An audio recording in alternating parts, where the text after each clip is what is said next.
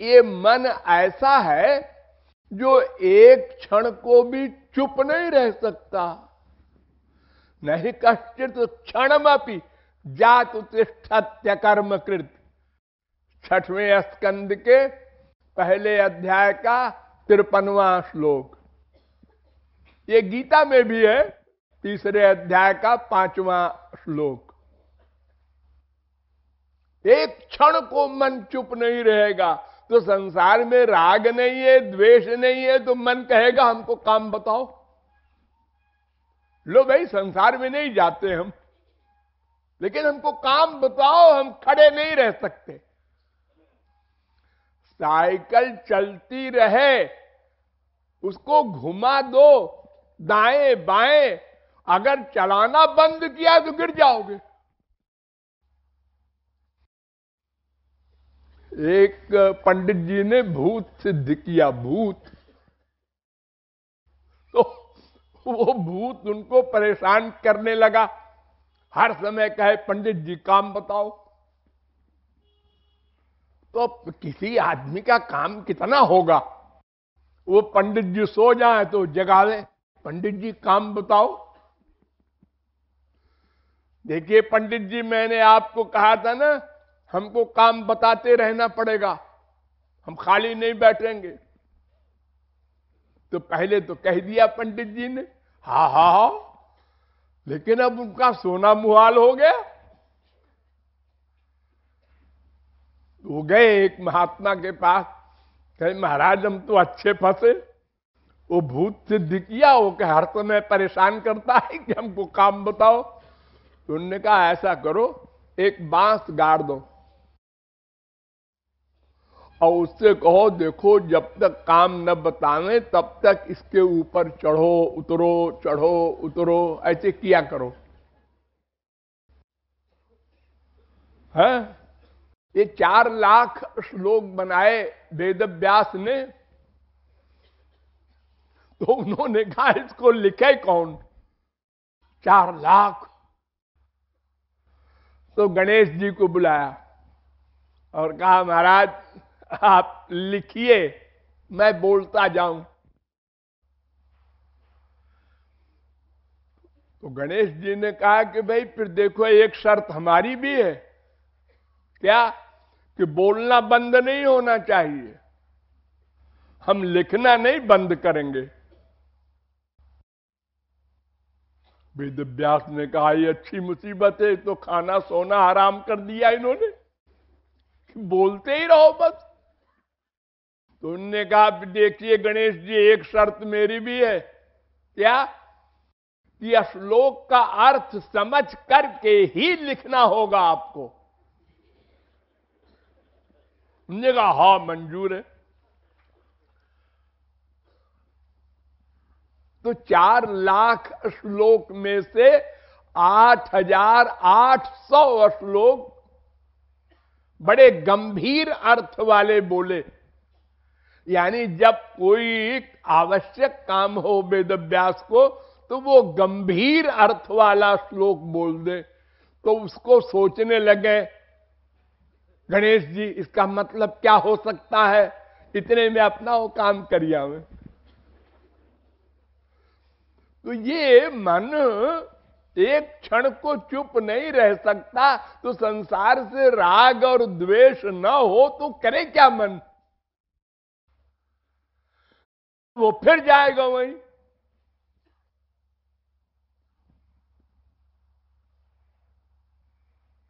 तो राग हो द्वेष हो तब तो मन लगा रहेगा, राग भी न हो संसार से, द्वेष भी न हो, और मन एक क्षण को चुप नहीं रह सकता, तो फिर पेंडिंग में तो रहेगा नहीं। इसलिए केवल वैराग्य होना असंभव। इसलिए वैराग्य के साथ साथ अनुराग करना होगा। भगवान से अनुराग, यहां से हटाओ और यहां लगाओ। क्यों हटाओ? बाय रीजन, समझकर। क्यों लगाओ भगवान में? समझ कर। वो गीता में लिखा है, रामायण में लिखा है इसलिए नहीं, समझ कर। गुरु से समझो, खूब तर्क करो, समझो। जब बुद्धि में बैठ जाए तब फिर आराम से लगेगा। इंपॉर्टेंस अगर रियलाइज करो तो देखो हमारे संसार में जिस सब्जेक्ट की इंपॉर्टेंस रियलाइज करते हैं लोग, तो सारी रात जागते हैं। विदेशों में रात में क्रिकेट होता है, तो इंडिया वाले जिनको क्रिकेट की बीमारी है जोरदार, सारी रात जागते हैं, एक एक रन सुनते हैं।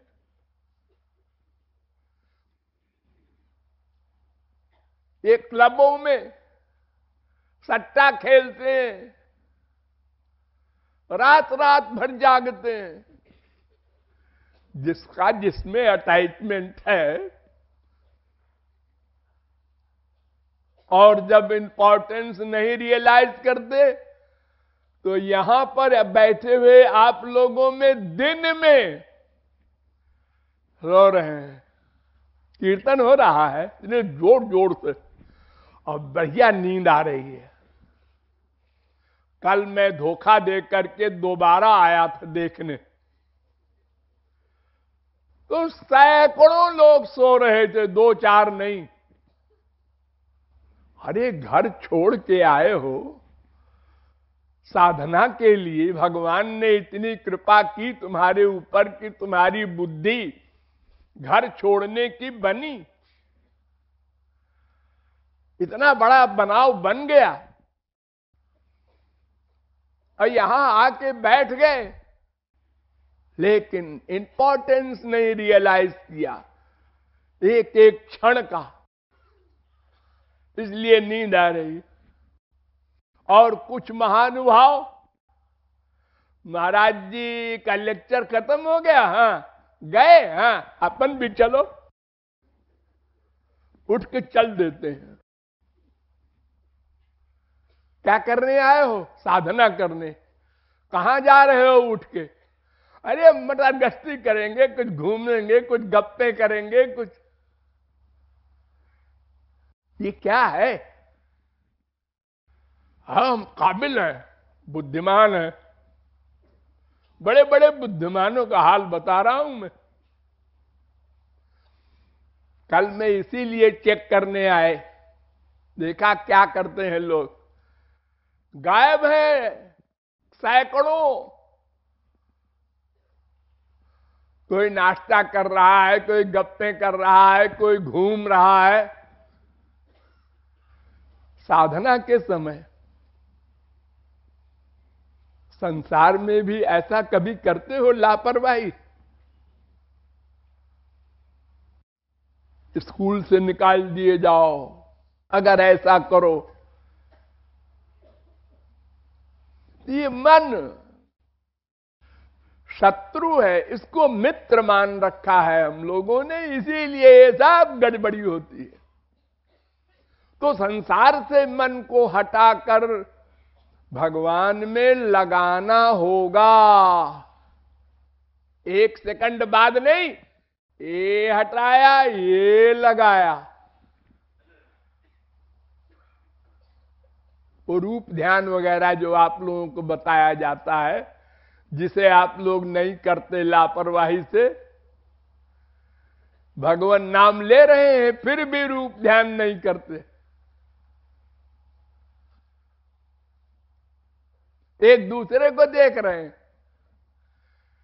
स्त्री पुरुष देखा नहीं कभी? क्या देखते हो? अरे भगवान का ध्यान करो। यहां पर अभ्यास कर लोगे तो घर में काम आएगा वो अभ्यास। ये कमाने की जगह है, खूब कमा लो।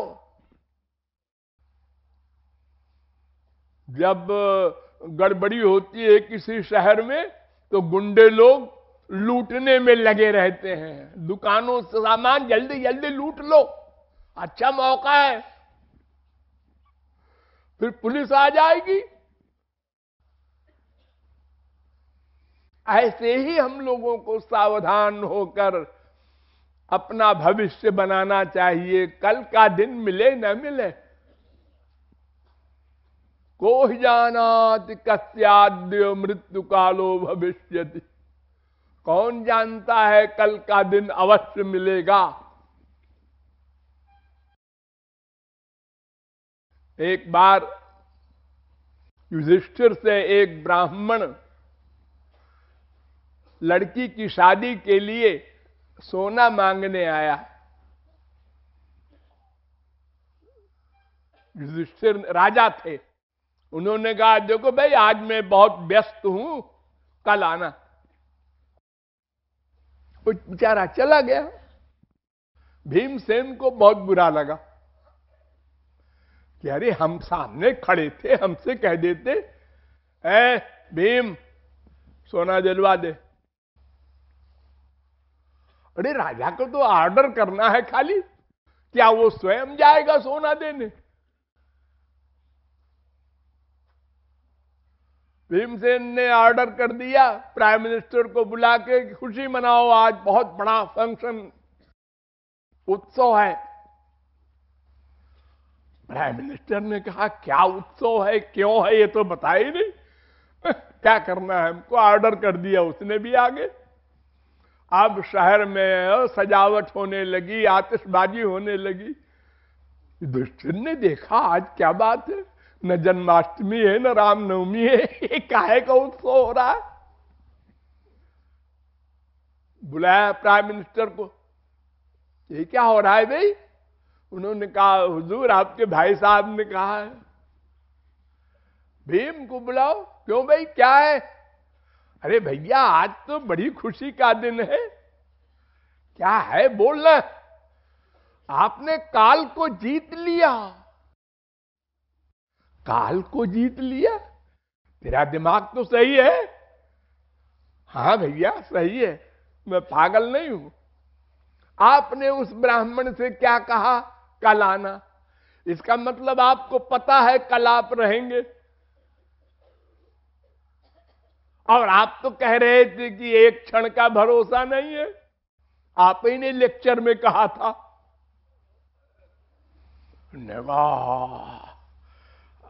सॉरी, गलती हो गई, बुलाओ उसको ब्राह्मण को। ये लापरवाही हम लोग जो करते हैं, ये लापरवाही इसीलिए करते हैं कि हमको ये विस्मरण हो जाता है कि अगला क्षण मिले ना मिले। अरे अभी हमारी उम्र क्या है? अरे पैदा होते ही कितने मर गए, मर रहे हैं, देख रहे हो? हाँ देख तो रहे हैं। तो फिर तुम तो 10 साल के हो, 20 साल के हो, 40 साल के हो, 85 साल के हो गए कृपालु जी। अब तो समझो, ये लापरवाही छोड़ो। तो संसार से मन को हटाकर तुरंत लगाना होगा भगवान में। भगवान में लगाने का मतलब रूप ध्यान करना। लेकिन ऐसा करने पर भी मन पुराने अभ्यास के कारण भगवान से संसार में हट आएगा जबरदस्ती। आप बना रहे ठाकुर जी का मुख, नासिका, आंख, और मम्मी आ गई, बीबी आ गई, बेटा आ गया। ये जो आपके पुराने अभ्यास वाले लोग हैं, तो ये आ जाएंगे बीच में। हमारा ध्यान करो जी, उधर कहां जा रहे हो? बड़ा जबरदस्त अभ्यास है आपका, अनंत जन्मों का। एक जन्म का ही अभ्यास इतना बलवान होता है कि 25 साल शराब पिया है, अब उससे कहो छोड़ दो, महाराज जी प्राण छोड़ सकते हैं, शराब नहीं छोड़ सकते। हाँ अरे चाय मामूली सी चीज है, ये पकड़ लेती है तो फिर 4-4, 6-6 बार दिन में चाय चाय। सिगरेट, एक बार आगरा में मैंने मजाक किया, मैं कुछ समझा रहा था तो 3-4 आदमी चले गए नीचे, तो मैंने देखा वो कहां गए, यहीं तो बैठे थे, अभी प्राइवेट मीटिंग थी। खैर मैं बोलने के बाद वो लोग जब आए तो हमने कहा तुम लोग कहां चले गए थे भाई? कुछ नहीं महाराज जी। क्या कुछ नहीं, कहां गया था? चाय पीने गए थे। चाय पीने? अरे तो मैं समझा रहा था तो तुमने हमारे समझाने की इंपॉर्टेंस नहीं। नहीं हो तो है महाराज जी, 1 बजे मैं चाय पीता हूं रोज। अरे चाय पीते हो, पर इस समय तो मैं बोल रहा था, सुनना चाहिए था। अब मैं ऐसा नियम बनाने वाला हूं कि जो कोई चाय पिएगा वो मेरा पैर नहीं छू सकता। ऐसे मैंने मजाक में कहा। हाँ, कई लोगों ने तो डर के मारे चाय छोड़ दिया कि चरण स्पर्श नहीं मिलेगा गुरु के, नहीं पीते। एक देवी जी बैंक में काम करती थी, ऑफिसर थी बैंक में। वो कहती महाराज जी हाफ कप की परमिशन दे दीजिए। यहां पर वो बैठी है, हाफ कप की परमिशन दे दीजिए। तो हमने कहा देखो भाई, अगर तुम हाफ कप की परमिशन लोगे तो फिर फुल पीने लगोगे। वो तो अगर किसी चीज को त्यागा तब तो वो धीरे धीरे निकल जाएगा दिमाग से, और अगर थोड़ा भी टच रहा तो फिर आगे बढ़ जाएगा। है? तो संसार से मन हटा के भगवान में लगाओगे तो भी संसार में चूंकि लग चुका है अनंत जन्मों से, इसलिए भगवान से हटकर मन संसार में फिर आ जाएगा। तो फिर गुस्सा करोगे, गुस्सा, क्रोध आएगा, है क्या, और गड़बड़ हो गई। क्रोध आया है तो वो मन का खास सेनापति है, हमारे दुश्मन का भाई है। ये आ गया तो फिर सब बंटा ढार हो गया। साधना वादना गई, फिर क्या करें कल बताएंगे। लाडली लाल की